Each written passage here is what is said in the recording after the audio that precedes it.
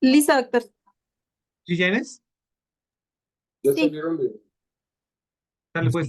Miri, porfa, te encargo la sesión, grábala, tengo que salir a la 41. En caso de que se pierda mi señal, cualquier cosa, pues tú sigues ahí transmitiendo sin problemas, ¿sale? Sí, doctor. Es más, ¿sabes qué? Déjame ponerte, te voy a hacer como la hospedera, ya estás, ya estás. Está el doctor Ricardo López como coanfitrión y con eso nada más, ¿sale? Tienes que ayudar, doctora Miri, porfa, para ir aceptando a los que vayan ingresando. Gracias, doctor Ricardo. Seguimos en contacto. Hasta luego. Sí, doctor, claro que sí. Aquí estamos. Sí me escuchan, ¿verdad? Sí. Sí, ¿me escuchan mejor que hace rato, doctora Lira? Sí, sí, mejor. A ver, déjenme ver. ¿Aquí me escuchan? Sí,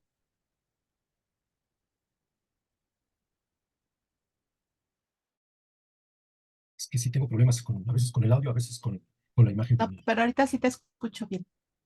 ¿Ahora sí me escucho bien? Sí, Entonces lo dejo así. ajá.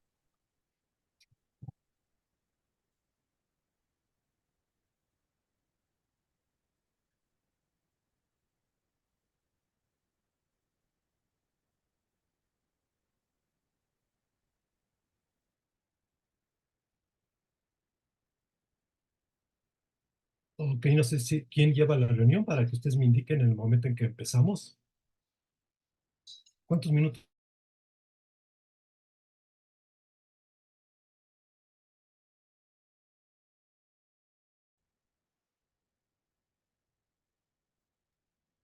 Pues la otra vez el doctor Camarillo dio como 5 minutos.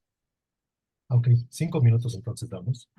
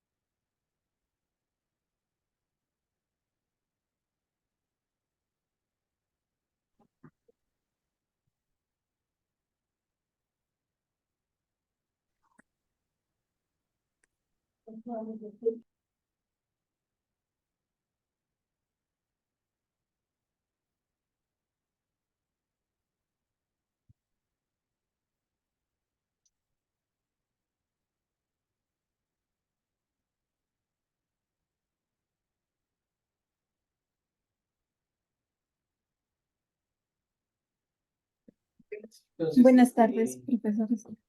Cuando guste usted, déjeme ver entonces. Maestro Ricardo, le agradecemos Sí, la ok. que está con Pues nosotros. comenzamos entonces, si ustedes gustan, de una vez comenzamos. Un favor, si van ingresando, si les pueden mencionar si tienen su micrófono, yo también voy a apagar mi video para que la presentación no se vaya a atrasar y cualquier otra cosa lo vamos viendo, ¿no? Bueno, comenzamos entonces. En esta ocasión me toca compartir con ustedes esta charla acerca de una parte de la escritura del artículo científico. Mi nombre es Ricardo López, soy investigador asociado aquí en la Unidad de Investigación en Biomedicina y Oncología Genómica. Y vamos a comenzar en esta ocasión dando un poco de lo que es aspectos acerca de la introducción y de materiales y métodos en lo que es la redacción del artículo científico. Entonces, pues aquí quiero comenzar eh, con esta información que pide la revista Cirugía y Cirujanos. Resulta que cada revista tiene su formato en el cual se pide cómo debe ir un artículo de acuerdo a los estándares de cada revista. Este es un ejemplo nada más, pero si ustedes checan, aquí habrá que ver, este, aquí ven ustedes como en esta revista Cirugía y Cirujanos, bueno, pues pide cómo se necesita que el manuscrito vaya, ¿no? Por ejemplo, la página frontal que debe llevar el título, los autores, resúmenes, palabras clave y diferentes secciones que a fuerza tienen que ir en todo protocolo, todo artículo científico que será antecedentes que incluya la introducción de los objetivos, material y métodos, que va a ser el tema que en esta tarde nos atañe a su servidor, resultados de discusión, conclusiones, agradecimientos, referencias, etcétera, etcétera, ¿no? Y obviamente las referencias. Entonces, como que a grosso modo, uno cuando está en mente hacer o redactar un artículo científico, pues de entrada lo que se recomienda es que vayamos pensando hacia qué tipo de audiencia vamos a mandar nuestro artículo, quién lo va a leer y a qué revista nosotros o qué grupo de revistas van a ser como nuestras candidatas para más o menos desde el principio tener una idea de cómo debemos de redactar el manuscrito, ¿no? Entonces, las partes déjenme ver, permítanme.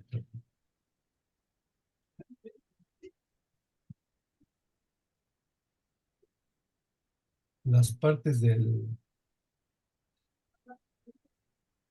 las, las partes del artículo. Todo artículo científico sigue un orden de manera general y la mayoría de las revistas, como ya lo habíamos la vez pasada con la doctora Lira, pues siguen el sistema INRIT, que es llevar una introducción, metodología, resultados y discusión. Invariablemente todos los artículos, ya sea de un tipo o de otro, original, revisión, generalmente llevan esta estructura. En esta tarde yo les voy a hablar un poquito de la introducción y material y métodos. Y aprovechando de la vez pasada que la doctora Lira hablaba un poco del título, pues yo quisiera retomar un poquito nada más de algunas cosas que yo creo que también son interesantes y que pudieran como que ahondar un poquito en este tema. Entonces, brevemente yo les voy a hablar rápido de lo que sería algo más acerca del título. Miren ustedes, el título, como lo veamos la vez anterior, es la puerta de entrada, perdón, la puerta de entrada para la lectura de un artículo y se escribe de manera coherente, clara y específica.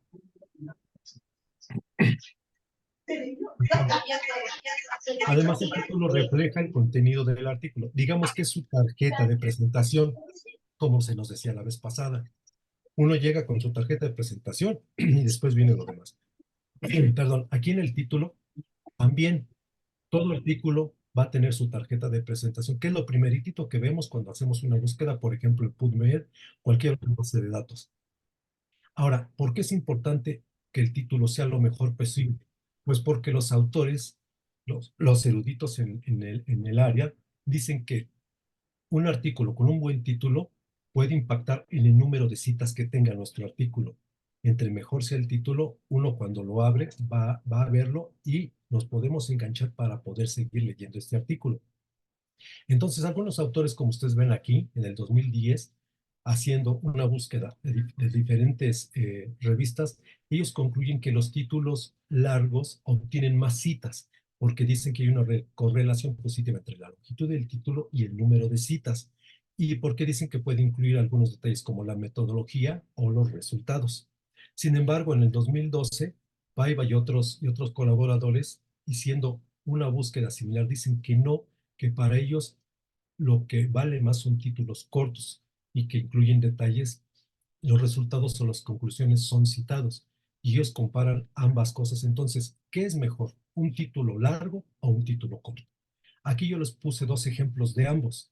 Del lado izquierdo tenemos un título bastante largo y del lado derecho tenemos un artículo con solamente 3 letras en su título. Entonces, uno podría decir, ¿qué es más atractivo para mí, ya sea dentro de mi área de estudio o a lo mejor si quiero incursionar a otra área o por pura cultura general o por puro interés? Decir, ¿qué título me va a traer más como lector? Indudablemente, alguien que sea muy específico y que trate virus de papiloma, que trate inmunología, aspectos terapéuticos, vacunas, pues a lo mejor le va a ser más atractivo este de acá, pero otro que quiere algo más general, pues el de la derecha. Entonces, aún así, ambos artículos fueron aceptados, ¿no? Entonces, ¿qué debe de llevar un título? Generalmente, un título debe ser específico, descriptivo, conciso y comprensible para los lectores. Además, debe contener en promedio 15 palabras. Debe de dar una idea con sentido completo y algo muy importante, deben ir sin abreviaciones. En algunas ocasiones piden un título corto. Entonces, si nosotros nos vamos sobre las características que debe tener un título, nosotros podemos ir viendo si el paper del lado izquierdo es específico, pues sí es de específico. ¿Es descriptivo? Pues sí. Ahora, ¿es conciso? Pues ahí diríamos que no, porque la verdad, cuando empiezo a leer y termino a leer, a lo mejor se me olvidó lo que estaba al principio del título, ¿no? Comprensible para los lectores, tal vez para un grupo selecto, pero tal vez para otro grupo no. El de la derecha, ¿no? Este es específico, pues tal vez no tanto, porque ojo y piel es un mundo. Descriptivo, híjole, tal vez no. Conciso, puede ser que sí. En palabras, el de la izquierda pues tiene cerca de 30, 40, el de la derecha 3. Dan una idea, sentido completo, no abreviaciones, pues sí tiene uno abreviaciones, ¿no? Entonces, hay que ser muy específico para que nuestro título tenga el mayor impacto. Aquí les pongo otros dos ejemplos, vean ustedes, el de la izquierda, una herramienta no invasiva para la detección del olor del cáncer por medio del olfato de perros entrenados. Pues de entrada como que se entiende rápidamente, ¿no? Es específico, sí, descriptivo, sí es conciso y comprensible. Contiene en promedio 15 palabras, pues también da una idea general y completa, sí. No tiene abreviaciones. Y el título de la derecha del paper también de la derecha, los genotipos de HPV entre las mujeres en México, y es un estudio de nuestro instituto. Entonces, ambos títulos son específicos, descriptivos, reúnen todas las características que el título debe de tener. Entonces, siempre debemos, como recomendación, hacer uso de estas características. Aquí algunos ejemplos que ustedes pueden encontrar en la red, ¿no? Tanto en español como en inglés. Yo solamente les quiero poner algunos ejemplos de cómo se podría redactar un título para una investigación, qué es lo que debería de llevar, etcétera, etcétera. Ahí pueden ustedes ahondar. Y ahorita que ustedes están en el tercer año de residencia, pues yo creo que es buen momento para que vayan siendo los primeros pininos de cómo redactar su manuscrito científico. Bueno, esa era una parte que ya quería ahondar un poquito más, que creo es pertinente. Ahora vamos a otra parte que es introducción. ¿Qué es, qué es lo que sigue después del título? Obviamente los autores, el resumen, que no lo voy a dar yo porque este otro colega pues se va a encargar de eso, ¿no? ¿Qué es la introducción? Podríamos decir que la introducción es, así como el título es nuestra tarjeta de presentación, la introducción es como sería nuestra carta de presentación ya del artículo per se. No, la introducción debe ser coherente con el resto del artículo porque todo debe de llevar una hilación. Por ello se recomienda hacerla al final, cuando las ideas han sido completamente desarrolladas. ¿Qué quiere decir esto? Que generalmente los editores recomiendan que primero se empiece a escribir otras partes del artículo y generalmente se sugiere que sean los resultados. Posteriormente la discusión, luego los materiales y métodos y hasta el final, ya con base en el cuerpo de mi artículo, de cómo lo redacté, de cómo lo presento, entonces ya puedo hacer uso de la introducción, las diferentes partes que lleva para hacerlo acorde. Y finalmente, ya que se tenga todo ese cuerpo, entonces sugerir un título que debe estar en concordancia con todo lo demás. La introducción debe ser específica y se escribe en tiempo presente. Ahora, ¿cuál es el objetivo principal de la introducción? Pues es que el lector, después de que lea el título y la introducción, pueda continuar leyendo todo nuestro artículo para ver cuál es el avance que nosotros estamos presentando. Y además, se recomienda que la introducción sea corta, de 3 a 4 párrafos medianos. Me ha tocado ver a mí artículos que tienen introducciones bastante largas y sí se hace un poco tedioso leerla toda, ¿no? Entonces, aquí a manera de resumen en esta tabla, se pone la estructura y el contenido de la introducción. Aquí lo ponen como 3 párrafos nada más, en donde la primera parte sería qué es lo que se conoce. Se va a plantear el problema y la respuesta, la pregunta que se plantea aquí es ¿qué? ¿Qué hay? ¿Qué se conoce? La segunda parte es lo desconocido, en donde nosotros vamos a entrar y que sería parte de la justificación del trabajo. ¿Por qué lo vamos a hacer? De lo que se conoce acá, ¿por qué nosotros estamos interesados en esta parte? No sé si pudieran apagar su micrófono para que no se vicie el sonido, de favor. Y la tercera parte, la pregunta del estudio, el propósito, ¿para qué lo queremos hacer? ¿Qué vamos a resolver? ¿Qué hueco en la literatura nosotros vamos a llenar? ¿O qué controversia vamos a tratar de apoyar o de refutar? Y la aproximación experimental de cómo vamos a hacer nuestro estudio. ¿Sale? Entonces, las partes principales es de las generalidades de lo que se conoce hacia la particularidad a donde nosotros queremos llegar o a donde nosotros queremos guiar a los lectores. Entonces, la primera parte es la pregunta que es ¿qué? ¿Cuál es el contexto acerca del tema? ¿Qué se sabe hasta la fecha del tema que yo elegí como voy a redactar mi artículo? ¿Por qué es importante estudiar ese problema de importancia? Y además el apoyo bibliográfico que debe de ser vigente y además novedoso. Se recomienda que no tenga más de 10 años de antigüedad las referencias, porque si nos vamos a estar yendo hacia lo más actual, lo novedoso, lo que se conoce en este momento acerca de nuestro tema. Esto no quiere decir que no se descarte una referencia que es base, ¿no? Por ejemplo, el descubrimiento de un método, el descubrimiento de alguna enfermedad, pero lo que se recomienda es que sean referencias actuales. La segunda parte, nos vamos a ir un poco más específico, es ¿por qué? ¿Cuál es el problema en sí que de ese tema nosotros queremos resolver? La importancia del tema y los antecedentes directos sobre el tema. La pregunta de investigación que nosotros queremos resolver es señalar si la investigación hasta ahorita es insuficiente y por qué es insuficiente. ¿Cuál es la novedad de nuestro estudio? La tercera parte es la pregunta Por ejemplo, respecto bueno, a para qué. estamos regresando. Ahora, de este tema, al que incursionó, ¿qué falta conocer sobre el tema? Y el objetivo al que yo quiero llegar. Entonces, tratar de describir de forma clara y de responder esa pregunta de investigación que me estoy haciendo. Una parte también aquí es que los objetivos del trabajo del artículo deben estar en sintonía, obviamente con la pregunta de investigación, porque de ahí deriva y debe guardar coherencia con el resto de las partes, es decir, cómo voy a hacerlo, los métodos, qué voy a encontrar y qué es lo que voy a argumentar y discutir acerca de esto. En ocasiones, dependiendo del tipo del artículo, se puede incluir o no una hipótesis, ¿no?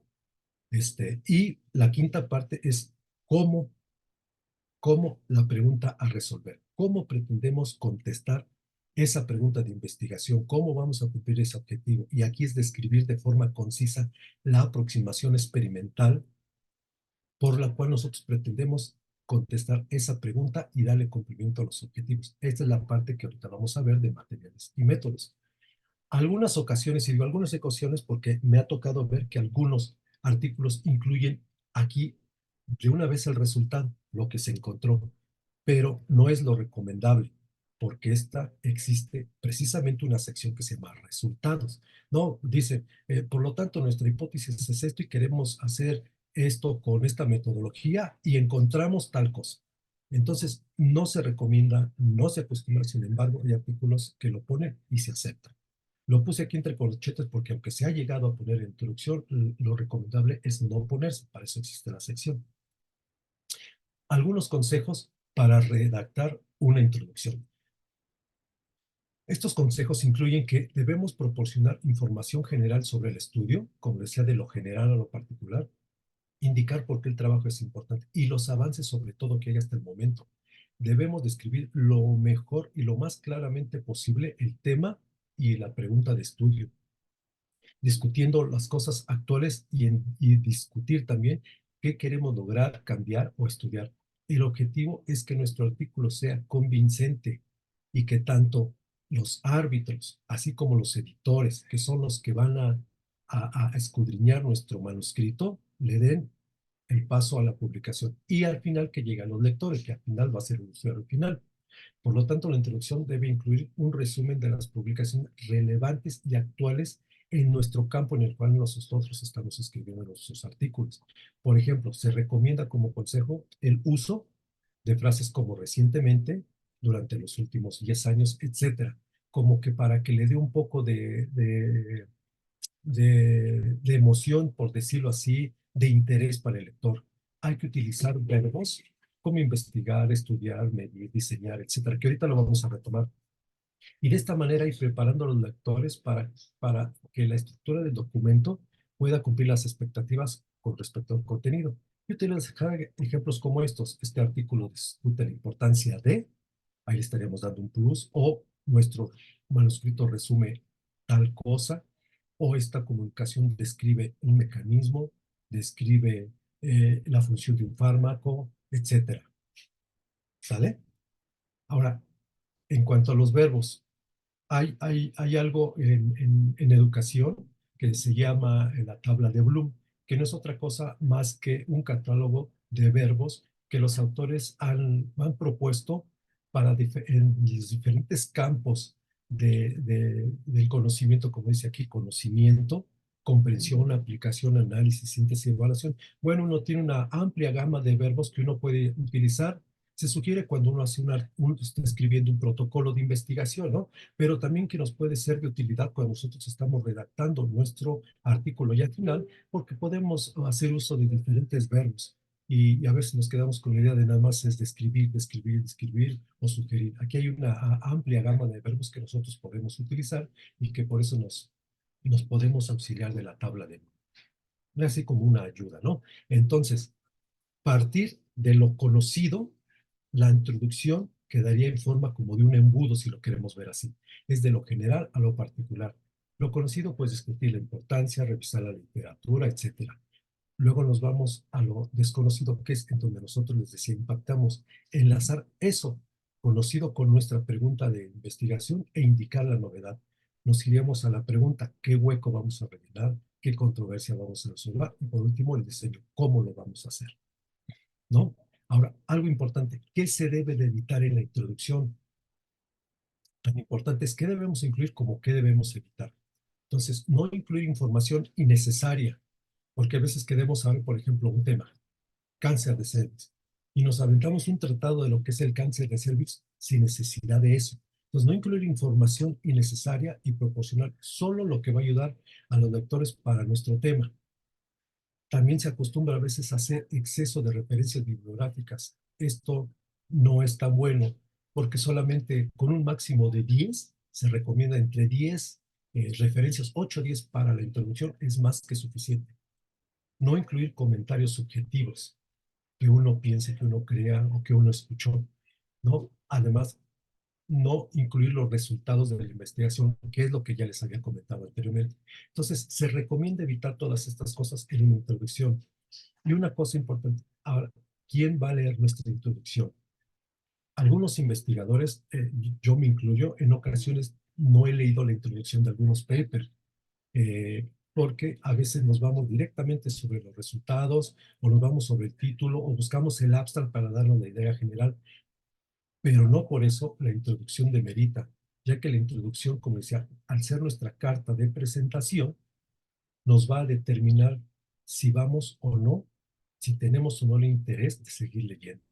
Entonces, ¿por qué es de suma importancia la introducción? Pues porque al final quien lo va a leer, ya sea otro colega de nuestro campo, algún estudiante que está iniciando en este campo de investigación, alguien que quiera ampliar su horizonte de conocimiento, pues obviamente no va a conocer tanto del tema y entonces se va a empapar del mismo leyendo la introducción. Entonces, otro investigador o académicos van a leer la introducción. Algunos estudiantes del área también seguro van a leer la introducción, pero sobre todo porque los editores de la revista y los revisores del manuscrito tienen que leer todo el artículo.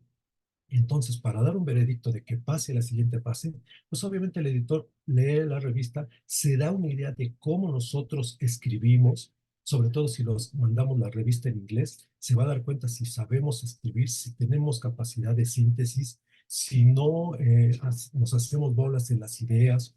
Los revisores también se dan una idea de cómo nuestra capacidad de escritura. Entonces, al final ellos son los que van a aceptar o rechazar nuestro artículo. Es imprescindible que nuestra introducción sea lo mejor posible. ¿Sale? Aquí un ejemplo. Vean ustedes este artículo que les pongo aquí, en donde vemos la introducción es la carta de presentación. Sí, aquí está todo lo que, digamos, va de lo que va a hablar nuestro artículo, ¿no? Entonces, ¿es coherente con el resto del artículo? Sí, este es un artículo de nuestro grupo y entonces lo que habla de la introducción al final se corrobora con método, materiales y resultados. Es específica y está escrito en tiempo presente. También los verbos utilizados están en presente. Capta la atención del lector. Este en su tiempo fue un artículo muy novedoso, que si a lo mejor ahorita ya hay más artículos en su tiempo, fue digamos un boom, ¿no? Es una escritura corta, 3, 4 párrafos son suficientes. En la primera parte, la pregunta ¿qué? La importancia del tema. Entonces aquí dice, ¿no? El cáncer de cervix, la segunda causa de muerte entre la población femenina. Entonces nos está dando la importancia del tema, los antecedentes, qué se sabe del problema, por qué es importante estudiar el problema. Bueno, pues porque HPV es un factor etiológico de esta neoplasia, ¿no? La segunda parte, ¿por qué? ¿Cuál es el problema? ¿Qué problema o pregunta queda por resolver? Pues aquí se da, ¿no? Que los desbalances en los cromosomos, pues al parecer se ha visto que en otras neoplasias tienen importancia. ¿Para qué?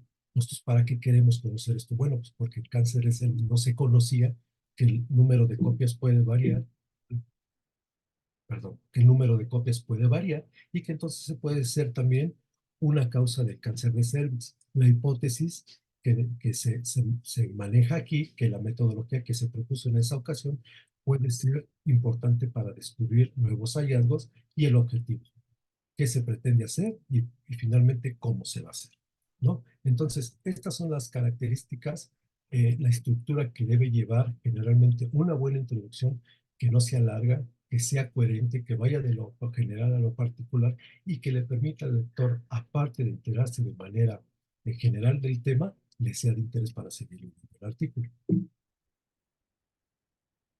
Y bueno, aquí otro par de ejemplos de cómo escribir la introducción de un artículo científico. Ustedes pueden buscar en la red, pueden buscar en YouTube, hay muchos tutoriales, hay muchas revistas en inglés y en español, donde ustedes les pueden dar una idea de cómo hacer una buena introducción. Listo, vamos a la siguiente parte, materiales y métodos. Una vez que nosotros tenemos nuestra introducción, el final, dice ahí, es cómo lo vamos a hacer. Entonces, inmediatamente de la introducción, pues viene la parte de material y métodos. ¿Cuáles son las generalidades? Bueno, la sección de materiales y métodos es una de las partes muy importantes del estudio. ¿Por qué? Porque garantiza que cualquier investigador pueda replicar nuestro estudio. Esto es muy importante porque es la condición básica del método científico, que sea reproducible nuestro artículo. De hecho, muchos artículos que han sido, ¿cómo se dice?, retirados una vez que se publican, es porque al final de cuentas sale a la luz que los métodos que se utilizaron no fueron realmente como se dice, hubo ahí, digamos, mano negra, y entonces otros grupos que quieren reproducir el artículo tal cual se reportó, pues resulta que no es así. Entonces se ha dado casos de que esa es una de las razones por las cuales una vez que se mandan los artículos, los autores, ahora sí que digamos, los cachan y tienen que retirar el artículo que sometieron a publicación. Entonces, una de las bases, si no es que la más importante de material y métodos, es que nosotros debemos de describirlo de tal forma que cualquier grupo de investigación pueda replicar nuestro estudio. ¿Sale? No debe contener información que pertenezca a otra sección. Cada sección de los artículos está para una razón. Entonces, aquí nada más material y métodos. En esta sección se responde a la pregunta, ¿cómo se ha hecho el estudio? ¿Qué utilizamos? ¿Cómo lo utilizamos? ¿Para qué lo utilizamos? Y es una parte vulnerable porque los árbitros se basan mucho en esto y ellos con su expertise de entrada pueden saber si hicimos bien nuestro artículo, si está bien diseñado, en ocasiones esa es ocasión para que nos rechacen nuestro artículo. Los materiales y métodos también van a depender de los objetivos. Nosotros tenemos que plantearnos una pregunta, un objetivo, y con base en ese objetivo tenemos que proponer la metodología adecuada y la más pertinente para que podamos contestar nuestra pregunta de investigación y nuestra hipótesis, si es que hay. La sección de materiales y métodos de un artículo, a diferencia de un protocolo, es que en un artículo ya se hizo, entonces debe ser en pasado y en tercera persona. Cuando se redacta un protocolo de investigación, ahí se pone a futuro. Pero en un artículo ya se hizo, por lo tanto, la voz debe ser en pasado y en tercera persona. Otra cosa, debemos describir con detalle los procedimientos utilizados. ¿Por qué? Porque, les repito, debe de ser reproducible. Y si omitimos detalles importantes, es posible que los grupos no lo puedan replicar y se corre el riesgo de que nos cuestionen por qué. Lo podemos decir, pero nos podemos evitar tiempo y esfuerzo. Entonces, si existe una nueva metodología que está saliendo, etcétera, nosotros debemos explicarla con detalle. Y si no, tenemos que nombrar qué metodología es y dar la cita del trabajo donde se publicó con anterioridad esta metodología. Es muy importante que si, por ejemplo, trabajamos con animales o trabajamos con personas, con humanos, debemos de mencionar el comité de ética que autorice el estudio. Ahorita todas las revistas generalmente están pidiendo registro por parte de un comité de ética que vale que nuestro trabajo fue aprobado por nuestra institución. O asimismo, nuestra sección de materiales y métodos puede dividirse en subsecciones para mejorar la comprensión y debemos de describir también los métodos estadísticos y los software que hayamos utilizado. Entonces, yo les pongo aquí una tabla que es los elementos que debe incluir la sección de materiales y métodos. Vean ustedes, debemos incluir las fechas del inicio y de la finalización de nuestro estudio. ¿Qué población de estudio estamos incluyendo en nuestro artículo?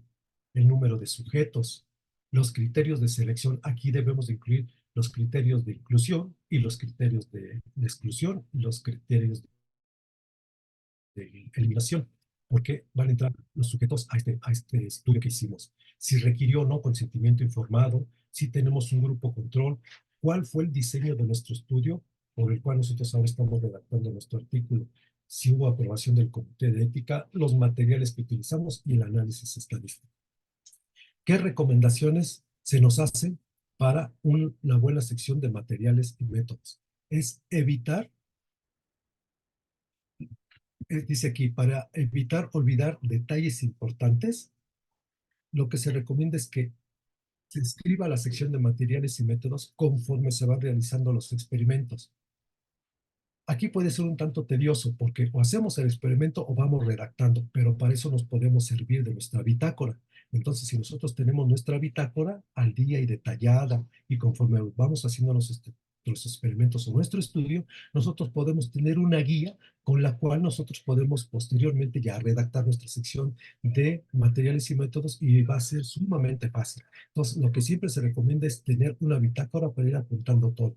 Entonces, realmente eso se refería a esta parte. Otra recomendación, iniciar de forma general para posteriormente detallar los experimentos más específicos, algo así como la introducción. Debe existir un orden y una secuencia con los métodos, porque no podemos decir que vamos, por ejemplo, a extraerle, primero decir, vamos a extraer DNA de pacientes y más abajo decir, y le vamos a extraer sangre. O sea, no, primero le extraemos la sangre y luego le extraemos el DNA. Entonces debe de llevar un orden y una secuencia, ¿no?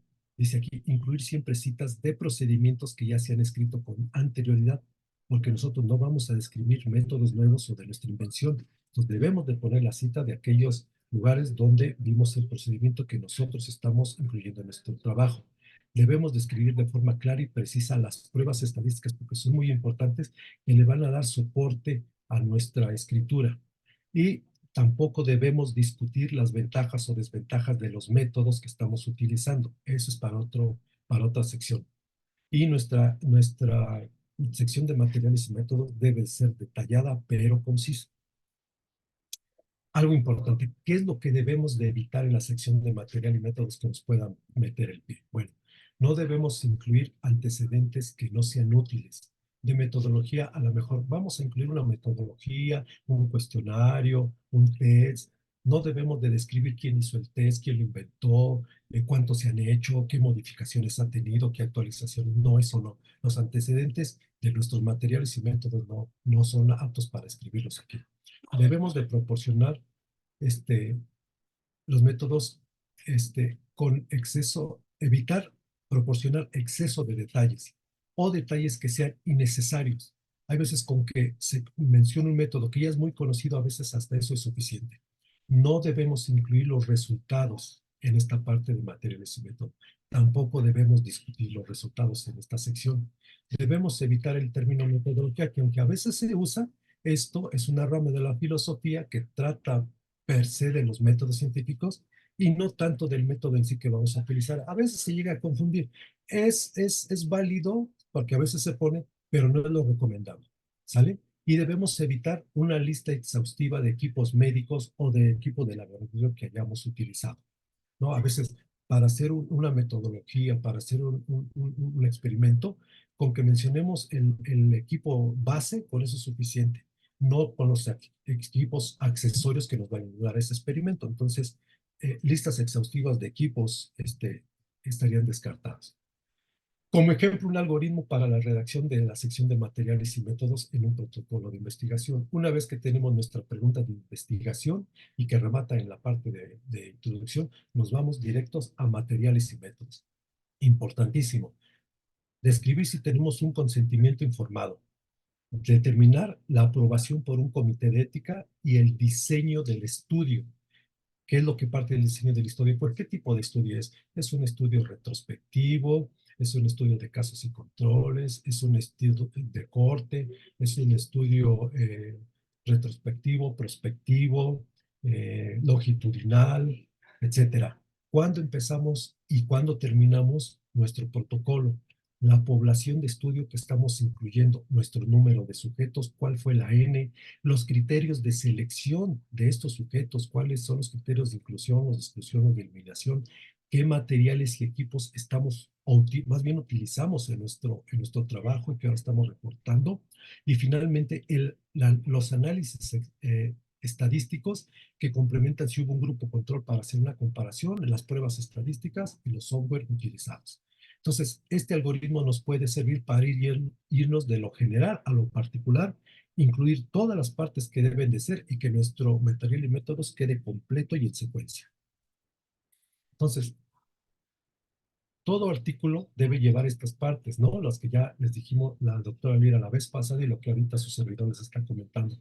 Nos debemos guiar y consultar la guía para autores, que como ustedes pueden ver aquí, en esta figura se ve una revista con un artículo que nos está describiendo aquí varias cosas y de las que yo ahorita les acabo de hablar, como son el título, la introducción, los materiales y los métodos. Hay otras partes también importantísimas como el abstract, qué autores deben de ser, por qué deben de ser esos autores, por qué no otros, los resultados con las figuras, la discusión, la conclusión, agradecimiento, las contribuciones de los autores y las referencias. Todas estas son partes muy importantes, imprescindibles que deben llevar un artículo. Pero en esta ocasión a mí me tocó compartir con ustedes pues un poquito del título que ya había hablado la doctora Lira y la introducción y materiales y métodos. Entonces, a manera de resumen de esta charla, les pongo aquí un ejemplo de este artículo, factores de riesgo modificables con adolescentes con obesidad. Vean ustedes, es un título específico, sí, descriptivo, es conciso y comprensible. Es cortito, tiene 8 palabras, pero reúne todas estas características. Da una idea con sentido completo y no tiene abreviaciones. Entonces, este es un buen título que es entendible y que reúne las características de lo que debe de ser un título para una revista. La introducción, vean ustedes, la introducción es nuestra carta de presentación, como ya les decía. Con esta parte de la introducción es más que suficiente para enmarcar nuestro artículo, nuestra escritura. ¿Es coherente con el resto del artículo? Sí, porque al final vuelve a retomar algunas cosas de la introducción. Es específica y está escrita en tiempo presente, ¿no? Si ustedes checan los verbos de aquí, pues va a ser en tiempo presente. Y capta la atención, pues porque sí, pues todo aquel que esté interesado en este tema va a captar su atención indudablemente. Se responde a las preguntas ¿qué? Los antecedentes, el por qué, el problema, para qué, dónde está la pregunta de investigación y cómo. Y la escritura es corta. Vean ustedes 1, 2 y 3 párrafos, más que suficientes para una buena introducción. Materiales y métodos. Miren, se los puse así con numeritos para que los vayamos guiando. Los elementos que debe incluir la sección de materiales y métodos. Vamos a hacer el checklist. Vean, el 1, las fechas, el inicio y la finalización del estudio. Vean ustedes, el 1 anda por acá. Se hizo de junio del 2020 a marzo del 2021. Palomita lo reúne. 2, población de estudio. Acá está la población de estudio. Fue una población adscrita a la unidad de medicina familiar, número 57.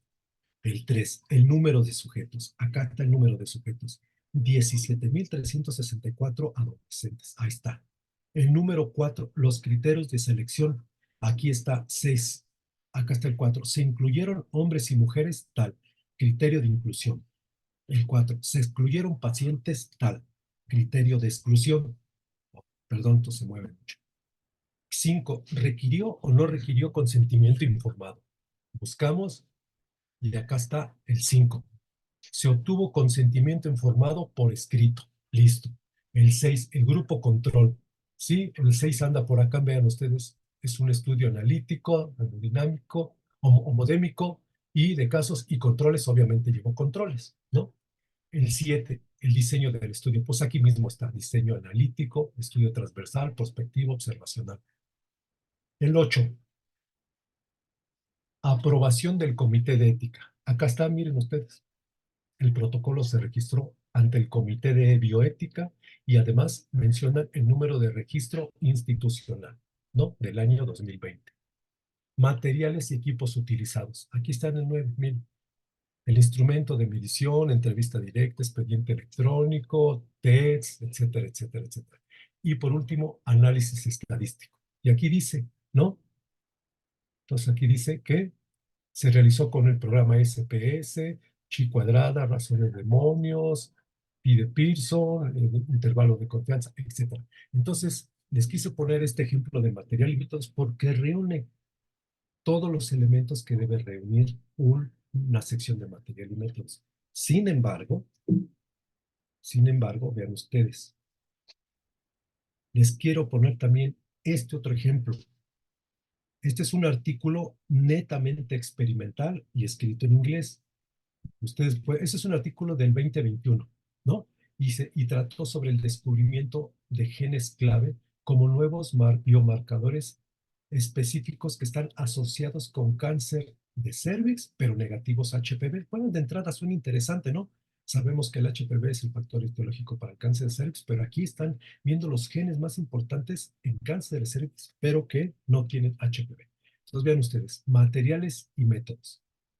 Las fuentes, las bases de datos que se sacó, los análisis de expresión génica. Aquí lo pusieron Si ustedes ven el anterior, es una sola sección. Desde que empieza, ven ustedes, se sigue, hasta donde termina. Un solo párrafo, una sola sección.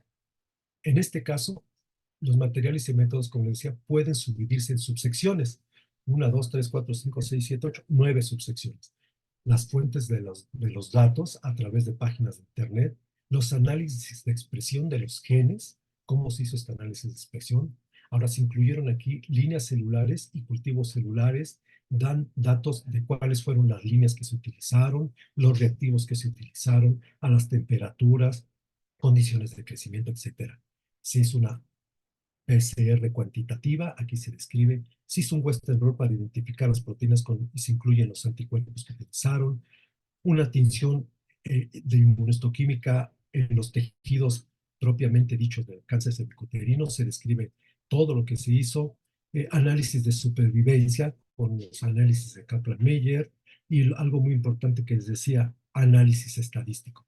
Entonces, si vemos aquí realmente de estos elementos, pues reúne el análisis estadístico, los materiales y métodos, no tiene aprobación del comité de ética, no se dice el diseño de los estudios, se entiende que es un diseño experimental, no hay grupo control, sí hay grupos control, acá dice que hicieron 3 normales, etcétera, criterios de selección, número de sujetos por aquí dice, pero los que se hicieron experimentalmente con los que se hicieron con la base de datos son diferentes, población de estudio y las fechas de inicio, pues no se dijo, ¿no? Entonces, estos son los elementos que generalmente puede llevar uno, pero no necesariamente. Va a depender mucho de mi trabajo que yo hice, cómo puedo redactar mi material y método. Lo importante es que sigamos los elementos generales que son coherentes, que no sean tan exhaustivos, que sean con detalle pero no exagerados, que lleven un orden y que puedan describir cómo se hizo nuestra metodología y que esté en concordancia con el objetivo y con la pregunta de investigación.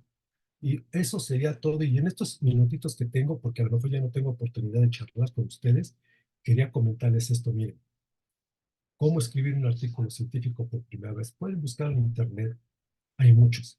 El camino para la publicación de un artículo, pues a grandes rasgos podríamos ponerlo así, vean ustedes. Aquí estamos nosotros tratando de llevar nuestro artículo hasta que sea aceptado y tenemos muchos obstáculos que vencer. A eso, a pesar de que nosotros ya hicimos nuestro artículo lo mejor posible, como decía el doctor Salcedo, ya se lo dimos a alguien más que nos lo revisara, porque a veces se nos parece muy bonito, pero alguien más lo lee antes de mandarlo a publicación, le puede encontrar muchas cosas. Y algo muy importante, a todos nos han rechazado alguna vez nuestros manuscritos, a todos. Y digo a todos porque a mí también me han rechazado muchas veces mis manuscritos. Y sí, la verdad sí se siente un poco feo, pero hay que insistirle. Miren, a manera de anécdota, les quiero mencionar. Los que conocen y los que no, pues aquí les presento al doctor Hans Krebs, que fue el descubridor del ciclo de Krebs o el ciclo de ácido tricarboxílicos. Vean ustedes, en el año 1937, él descubre el ciclo del ácido cítrico y hace su artículo y lo manda de primera vez a la revista Nature. ¿Y qué creen? Nature se lo rechaza porque para ellos no fue importante. ¿Qué pasó después? Algunos años después, en el 53, le dan el premio Nobel a Krebs por el descubrimiento del ciclo del ácido cítrico, ¿no? Entonces, hasta los genios les han rechazado sus artículos. Vean ustedes un ejemplo rápido, ¿no? Rosalind Yalow, junto con otro investigador, propusieron el radioinmunoensayo como una técnica utilizada para determinar niveles de anticuerpo en nuestro cuerpo. También, vean ustedes aquí, no es aceptable para publicación en la revista de investigación clínica. Y años después, en el 77, gana el premio Nobel de Fisiología, ¿no? No sé si ustedes conozcan a este científico, ya murió, Kerry Mullis. Y sí lo van a conocer porque fíjense ustedes, este fue el descubridor de la PCR.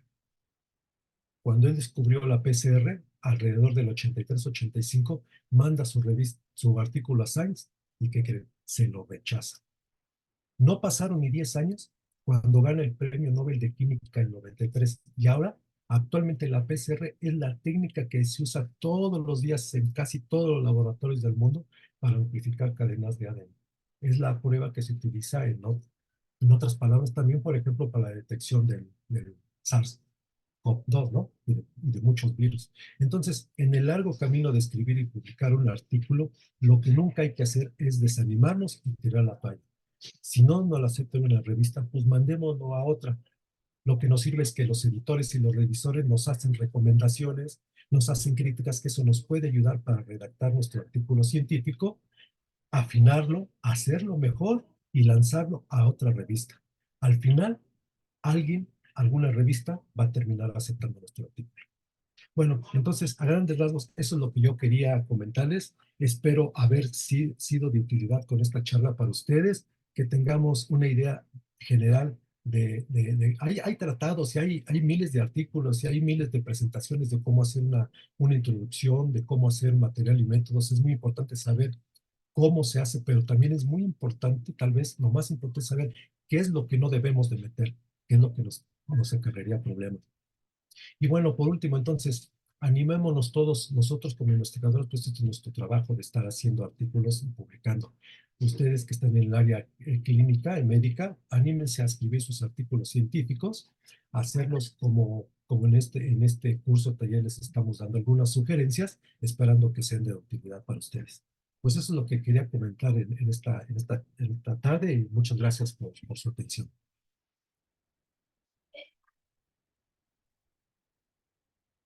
Preguntas, comentarios, adelante con todo gusto. Yo quiero hacerle una pregunta al doctor.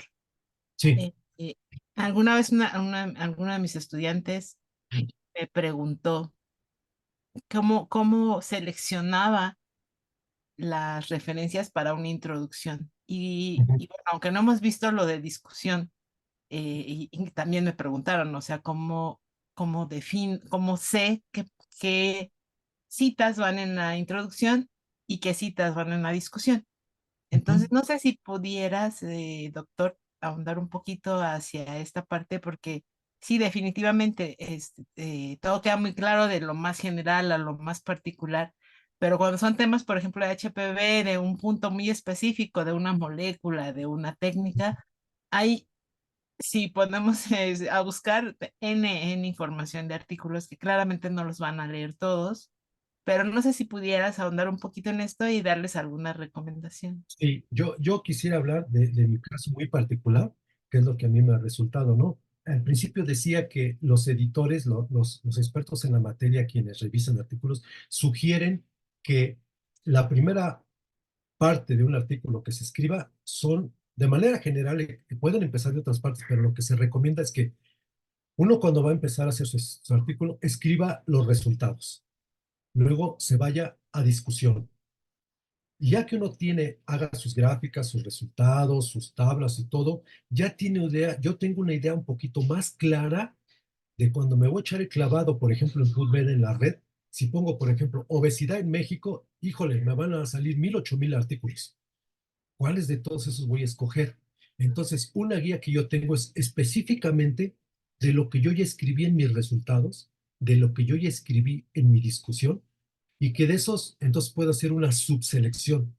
Por ejemplo, obesidad en niños, en niños de la sección norte del país. Entonces puedo hablar de obesidad muy general, los temas más actuales de México. A lo mejor no me conviene buscar artículos de obesidad en el resto del mundo. Me voy de lo general, pero metiéndome en la particularidad en México, por ejemplo. Entonces busco obesidad en México y luego obesidad en pediátricos y luego a lo mejor asociado a mala alimentación. Entonces, voy buscando específicamente de lo que yo ya escribí en mis resultados, de lo que ya más o menos estuve discutiendo con mis colegas, con mi grupo de investigación, y entonces con base en eso ir haciendo una subdivisión de las publicaciones que voy encontrando en Internet. Así es como yo lo hago. Entonces, así me ha dado el resultado de irme de esa parte general, que es mucho, es un mundo. Entonces, a veces uno escribe 2, 3 palabras claves, nos salen infinidad de artículos. Entonces, esa es la manera en que yo lo he podido resolver hasta ahora. Y después de eso, todavía hacer una subselección, porque no son muchas las referencias que un editor recomienda poner en los artículos. 8, 10, 15 referencias a lo más, porque el artículo generalmente lleva entre 25 referencias, 30.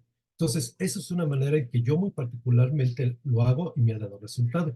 Basarme en lo que yo ya escribí en resultados y en discusión. No sé si con eso pueda ayudarles a ustedes a decidir qué sí y qué no poner. Sí, la otra, bueno, ya la recomendación que les daría es que ustedes ya hicieron una revisión cuando escribieron su proyecto y de hecho ya tienen un número de referencias o de citas que han utilizado y que utilizaron para hacer, digamos, apoyar la pregunta de investigación de su proyecto. Entonces, de ahí es importante definir cuáles van a ser útiles para hacer una introducción más breve en comparación con su proyecto o quizás inclusive con su tesis, y la otra es precisamente de acuerdo a lo que encontraron, definir cuáles son las referencias que son útiles para discutir, ¿no? Muchas gracias, doctor. Sí, de hecho ya lo habían comentado la vez anterior. Quien tenga una tesis puede hacer uso de su tesis para ir escribiendo el cuerpo general del artículo. Quien ya hizo un proyecto de investigación es porque ya sometió un protocolo. Entonces, esa parte, como ya la habían mencionado, ya no la mencioné, me fui a lo que yo muy particularmente hago, ya precisamente ya cuando se tienen los resultados. Y creo que las dos partes se complementan. ¿Alguna otra pregunta, comentario?